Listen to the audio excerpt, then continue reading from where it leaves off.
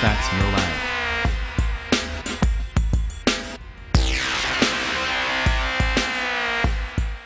Hello दोस्तों, स्वागत है आपका हमारे यूट्यूब चैनल फैक्ट्स नॉलेज में। तो दोस्तों, आज की वीडियो में हम बात करने वाले हैं जेफ बेजोस के बारे में। तो दुनिया के सबसे अमीर शख्स अमेजॉन के सीईओ जेफ बेजोस भारत पर भी आ चुके हैं। आइए आपको बताते हैं जेफ बेजोस की कहानी कि आखिर कैसे चमकी थी उनकी किस्मत। अगर आपके पास दूर की सोच है और जीवन में बड़े निर्णय लेने से नहीं चूकते तो आप भी एक सफल बिजनेसमैन बन सकते हैं। दुनिया की सबसे बड़ी ई कॉमर्स कंपनी Amazon.com के सीईओ जेफ बेजोस इन्हीं चीजों को फॉलो करते हुए आगे बढ़े हैं। जेफ बेजोस के पास आज 8.29 लाख करोड़ रुपए की संपत्ति है, जबकि उनकी कंपनी अमेजॉन का मूल्य 66.32 लाख करोड़ रुपए है। जब जेफ बेजोस नौकरी छोड़कर अमेजॉन शुरू करने के बारे में सोच रहे थे, तब उन्हें न्यूनतम पश्चाताप की नीति के आधार पर निर्णय लिया। उन्होंने सोचा कि 80 साल की उम्र में उन्हें नौकरी छोड़ने का अफसोस नहीं होगा, लेकिन इस बात का अफसोस जरूर होगा कि उन्होंने ऑनलाइन प्लेटफॉर्म से फायदा नहीं उठाया। ये बात उन्होंने कई बार अपने इंटरव्यू में कही है। जेफ बेजोस ने जुलाई 1994 में अपनी कंपनी की स्थापना की और उसके अगले साल में ही इसकी शुरुआत की।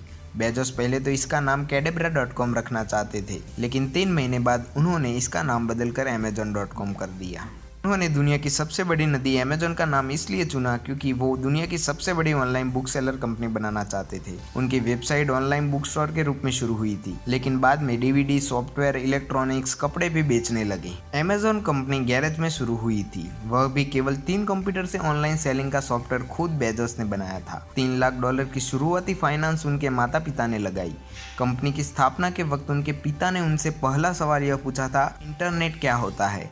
इस पर उनकी मां ने जवाब देते हुए कहा था कि हमने इंटरनेट पर नहीं, जेफ पर दावा लगाया है। 16 जुलाई 1995 को जेफ बेजोस ने अपनी वेबसाइट पर बुक बेचना शुरू किया। पहले ही महीने में अमेजॉन ने अमेरिका के 50 राज्यों और 45 अन्य देशों में बुक बेच डाली। लेकिन ये काम आसान नहीं था। जमीन पर घुटनों के बल बैठकर किताबों को पैक करना पड़ता था और पार्सल देने के लिए भी खुद जाना पड़ता था।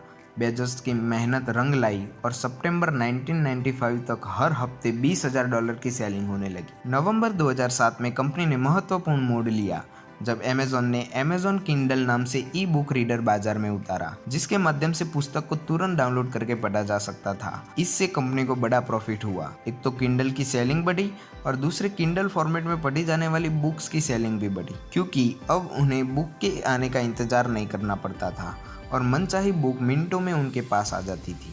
उसके बाद नेट बैंकिंग का युग शुरू हुआ। इसका सबसे ज़्यादा फायदा जेफ बेजोस ने उठाया। उनकी इस क्रांति ने कंपनी का रेवेन्यू 1997 में $1 करोड़ से बढ़कर $12,000 तक हो गया। तो दोस्तों, ये थी जेफ बेजोस की कहानी। आप ऐसी दूसरी कहानी सुनना चाहते हैं तो प्लीज़ हमें कमेंट बॉक्स में ज़रूर बताइएगा। और अगर आपको इस वीडियो में से कुछ नया जानने को मिलता है तो प्लीज़ वीडियो को लाइक, शेयर एंड सब्सक्राइब कर देना। मिलते हैं अगले वीडियो में। जय हिंद।